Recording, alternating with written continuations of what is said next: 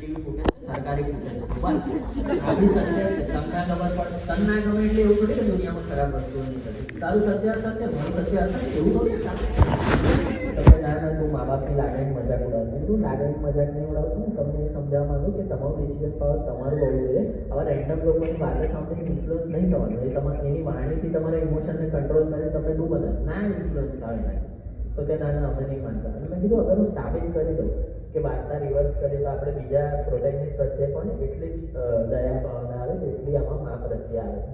મને કે કેમ નહીં કે દુનિયામાં દરેક વ્યક્તિ હરામખોર રહી શકે બરાબર. ખાલી બાળક નહીં મા હરામખોર રહી શકે, બાપ હરામખોર રહી શકે, દીકરો હરામખોર રહી શકે, દીકરી હરામખોર રહી શકે, બોસ હરામખોર બોસ તો નથી હરામખોર સન્ડેના ફાઇલનું દોડી તારે તો કે અમે નહીં માનતા. મેં કીધું અગર હું સાબિત કરી દઉં તો કે વાર્તા રિવર્સ કરીએ તો પણ એટલી જ લાગણી આવશે તો કે તો અમે આજથી તારી બધી વાત માનીશું. મારા ઈગો પર આવી મેં કીધું માફડાવું કેનેડા સાઈડમાં પાર્ક કરું નહીં કરું. પાર્કિંગ કર્યું, નવો ઓડિયો તાજેતર રેકોર્ડ કર્યો, એડિટ કર્યો, ફૂલ ઇમોશન વાળું મ્યુઝિક નાખ્યું અને પછી એ રિવેન્જ ઓડિયો ગ્રુપમાં શેર કર્યો અને એ ઓડિયો કંઈક આ પ્રકારનો હતો. સાહેબ આજે હું તમને છોકરાની વાર્તા કહું સાહેબ. એક છોકરો જે પોતાની માને બહુ જ પ્રેમ કરતો ફૂટપાથ પર રહેતો તો સિંગલ સન ચાઇલ્ડ હતો સાહેબ. એનો બાપો નાનપણમાં મરી ગયો સાહેબ. તોય પોતે નોકરી કરતો, ટ્રિપલ શિફ્ટ નોકરી કરતો, પોતે ભૂખ્યો રહેતો, એની માને ખવડાવતો. સ્ટ્રીટ લાઇટ નીચે વાંચતો, ભૂખ લાગતી હતી તો એ જ બલ્બ ખાઈ જતો. છોકરો પોતાની માને બહુ પ્રેમ કરતો સાહેબ. છોકરો પોતાની માને બહુ પ્રેમ, એની માં બહુ દારૂ પીતી હતી સાહેબ. એની માં દારૂ પી દરરોજ એને લાફા મારે, પેગ મારે, છૂટા મારે, બાટો મારે, બહુ મારે સાહેબ. તો એ માને પ્રેમ કરતો ગયો, ભણી ભણી મોટો માણસ બને, સારા ઘરમાં રહેવા ગયો, પછી એના લગ્ન થઈ ગયા સાહેબ. જ્યારે લાઈફમાં વાઈફ આવે ને ત્યારે લાઈફ પર બદલે છે. તો એની બૈરી બહુ દારૂ પીતી હતી સાહેબ. તો માને બૈરી દરરોજ જોડે મળી પેગ મારે, પછી છોકરાને મારે સાહેબ. અને એક દિવસ બહુ ટાઈટ થઈને માને કીધું મને નથી લાગતું કે આ ઘરમાં તમારા દીકરા માટે કે રોકની પણ જગ્યા એને કઈ વિચારી નહીં, તરત જ છોકરાને લઈ જઈને અનાથ આશ્રમમાં મૂક્યા સાહેબ. કાકો તો દારૂ નીકળે સાહેબ.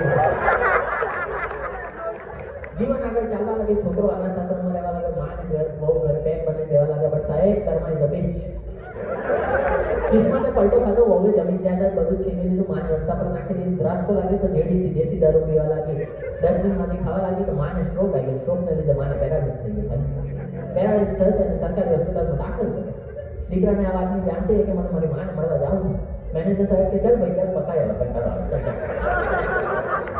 પોતાની માને શું કહે હોસ્પિટલ પહોંચે પોતાના દીકરાને જોઈને માં એકદમ હટાઈ ગઈ પણ બોલી ન શકી કારણ કે પેરાલિસિસ થઈ ગયું સાહેબ. મોડામાંથી હવા નીકળે, થૂંક નીકળે પણ અવાજ નથી નીકળે. માની આ દશા દીકરાની આંખમાંથી એક આંસુ નીકળે પણ માના પેટમાં પડી ડાયલ્યુટ થઈ જશે.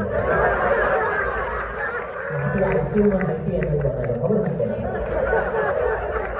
દીકરો પોતાની માને જોઈ ધ્રુસકે રડવા લાગે તો આ દ્રશ્ય ડોક્ટરે કીધું કે હે છોકરા, હે મહાન છોકરા, હે સ્ટડ છોકરા, અરે માએ તને આટલો બધો હેરાન કર્યો, અનાથ આશ્રમમાં મૂક્યા, દારૂ પીને પેગ મારે, છૂટા મારે, લાખા મારે, તો આજે મળવા આવ્યો કેમ મહાન છોકરા કેમ?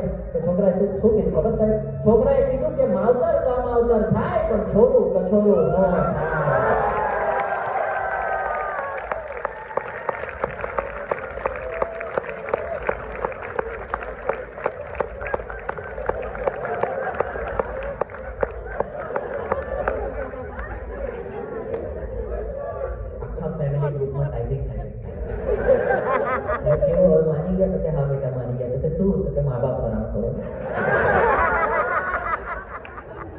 સેકન્ડ લેયર સમજતા નહીં કેવું આ લોકો વાત કરે છે. આટલું બધું અનુપમા જોઈને ખોબડું ખરાબ થઈ ગયું.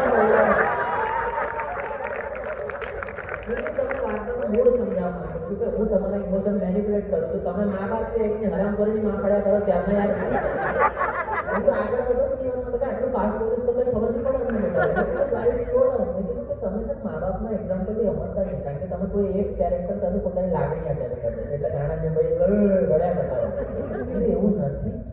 તમે બિયોન્ડ જાઓ આ વાર્તામાં એ સમજવાની કોશિશ કરો કે તમે વાણીના ઇન્ફ્લુઅન્સથી ઇમોશન્સમાં લોજિક ભૂલી રહ્યા છો. એટલે તમને છે ને રેન્ડમ વાર્તાથી સમજાવો તમે આ રીતે મા બાપના એક્ઝામ્પલથી સમજવા દો. એટલે તમે મને કહો દુનિયામાં સૌથી પ્યોરેસ્ટ પ્રેમ કોણ? તો કે કામવાળીનું નથી. પર્સનલ ફેન્ટસી કાલે આજે પ્રેક્ટિકલ થઈ જાય ના પપ્પા કામવાળીનો નહીં. એક પેટનો પ્રેમ કેવો હોય, એક જાનવર હોય એને જીવનમાં ખાલી પ્રેમ જોઈએ ને પેડિગ્રી છોડી દો, બાકી એ કશું નથી. મેં કીધું હું તમને પેટની વાત કરું જે એના માલિકને હેરાન કરતો હોય છે. તો એક ઇનોસન્ટ એક નાનું પેટ કો, રેન્ડમ પેટ કો કે કોઈને શું પાડ્યું છે તો ગરોળી ગરોળી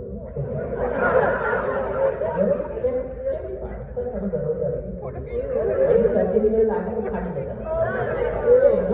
અહીંયા ભક્તો ઉભો થઈ ગયો છું એને ગરોળી નહીં પાડે, થોડું સેફ રેન્ડમ લાગે પણ સેફ રાખે જેનાથી આમ ફાટે ના દોડવું ના પડે એમ. તો તે તો શું રાખે એકદમ નાનું 3 પેટ રાખે જે જિંદગીમાં કોઈ નહીં પાડે. આપણે છે ને એવું રાખે કે માણસે માખી પાડેલી છે, વાડિયા ઘરની માય કાંગલી માખી. જે માલિકને પ્રેમ કરે for the sec of relativity of Gujarati audience એનો માલિક દર પીછે બરાબર એ દરના બી તમારા બાપનો ચકનો બેસ્ટ છે અને એક પાર્ટી જોઈએ ક્લિયર કરે. તો મેં ફાઇનલી મારા ફેમિલીને સમજાવવા, પોર્ટલેન્ડના ગુજરાતી મારી ફેમિલીને સમજાવવા કે ભાઈ કોઈ દિવસ કોઈના ઇન્ફ્લુઅન્સમાં આવીને પોતાનું દિમાગ ચલાવ્યા વગર ઇમોશનમાં લોજિક નહીં બોલવાનું. મેં ફાઇનલી મારા ફેમિલી વોટ્સએપ ગ્રુપમાં એક વાહિયાત બકવાસ તકિયાનુસી વાર્તા પેશ કરી, એક માખીની વ્યથા જે આ પ્રકારના.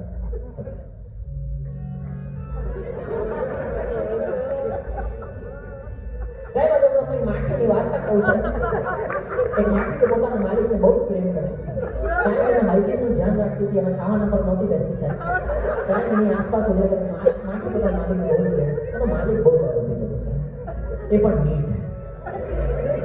એ દારૂ પીને દરરોજ માખીને ટોર્ચર કરે સાહેબ, મુઠ્ઠીમાં પકડીને ફૂંક મારે, ઇલેક્ટ્રિક રેકેટથી બીવડાવે, આજુબાજુ ઉઠીએ તો પંખો 5 પર કરી દે, પંખીનું ક્લાયન્ટ સ્કીપ કરીને સૂર્યવંશમ લગાવી દે, બહુ ટોર્ચર કરતા માખી પોતાના માલિકને લોયલ હતી, બંને સાથે રહેતા ગયા. પછી એક સમય પછી માલિકના લગ્ન થઈ ગયા સાહેબ, જ્યારે લાઈફમાં વાઈફ આવે. કારણ કે ગુજરાતી વાર્તામાં આપણે બૈરાઓને તો હરામખોર અને ડાયમ કેરેક્ટર જ બતાવતા હોઈએ છે. એક સળિયર જો કે મારી બૈરી આવે મારી બૈરી છે તો બહુ ખાવા તો લગ્ન કરે એની સાથે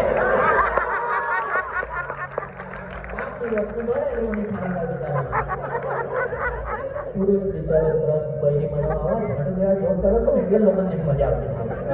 થોડું અપડેટ થાવ ને એના કરતા એ જાગ્યો કરતો તો 6 મહિના જૂનો બંને જાણતો ફંગસ તો ભૂકટ નથી. પણ આવા બધા જૂના જોબ ચાલે જેમાં બૈરાઓની film because sexism rocks and sexism rocks. હવે તે પીવાનું આપણી વાર્તામાં પણ બૈરી હરામખોર જ હતી અને પણ બહુ જ દારૂ પીધી, LSD અને કોકેન કર્યા પછી. અને એક દિવસ એને ફૂલ ટ્રીપ કરીને વરને કીધું કે મને નથી લાગતું કે આ ઘરમાં તમારી માખી માટે 10 mm પણ જગ્યા છે.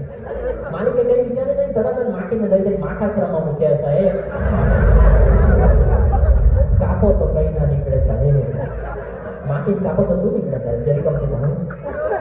જીવન આગળ ચાલવા લાગે, માખી માખાશ્રમમાં રહેવા લાગે, વર બૈરી ઘરે રહેવા લાગે. બટ સાહેબ કર્મ is a bigger beach bulldog, જે જાનવરથી તમે ફાટે એ સાહેબ. જીવને પલટો ખાધો, કિસ્મતે પલટો ખાધો, બહુ અસલી રૂપ બતાવી જમીન જાયદાદ છીનવીને માલિકને રસ્તા પર નાખી દીધો. ત્રાસકો લાગે તો જેડીથી દેશી દારૂ પીવા લાગ્યો, ડસ્ટબિનમાંથી ખાવા લાગ્યો, મચરા કરતા હતા તો એને એને ડેન્ગુ થઈ ગયો સાહેબ.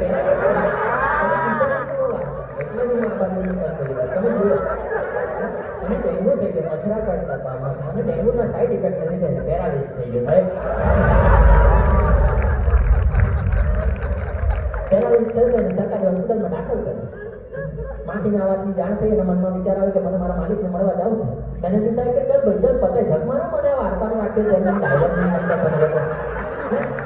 3 કન્યાની એડ છોડીને આમાં કાસ્ટ થયેલો, મને લાગ્યું કરિયર લોન્ચ થશે પણ આ તો અહીંયા જ બગડી દીધી તમે લોકો. આના કરતાં તો હું યુટ્યુબ પર બ્લાઉઝ પહેરીને સમોસા ખાતા વિડીયો મેનેજર સાહેબ સેટ છોડીને બસ ઓફ કરી. માખી એક બસ લઈને હોસ્પિટલ પહોંચી તો પોતાના માખીને જોઈને માલિક એકદમ હરખાઈ ગયો પણ બોલી ન શકતો, કારણ કે કેન્સર, એડ્સ, આર્ટિફિશિયલ પેરાલિસિસ બધું જ થઈ ગયું સાહેબ. ઘોડામાંથી હવા નીકળે, થૂક નીકળે પણ હવા નથી નીકળે સાહેબ. પોતાના માલિકની યાદ હશે માખીની આંખમાંથી એક આંસુ નીકળે પણ હવામાં જ વેપરાઇઝ થઈ ગયો, માઇક્રોનનો આંસુ હતો સાહેબ. તરત ઉસકે રડવા લાગીને આસપાસ ઉડવા લાગીને ડોક્ટરે આજે કીધું કે હે માખી, હે મહાન માખી, હે દયાવાન માખી, તારા માલિકે તને આટલો બધો હેરાન કર્યો, માખાશ્રમ મૂક્યા, ઇલેક્ટ્રિક રેકેટથી જોયા, મક્ખી સ્ટીક કરીને ભંગાર મીરા ઠાકોરવાળું સૂર્યવંશમ બતાવ્યું, તો તું આજે મળવા આવી કેમ કેમ માખી કેમ? તો માખીએ શું કીધું ખબર સાહેબ? માખીએ કીધું કે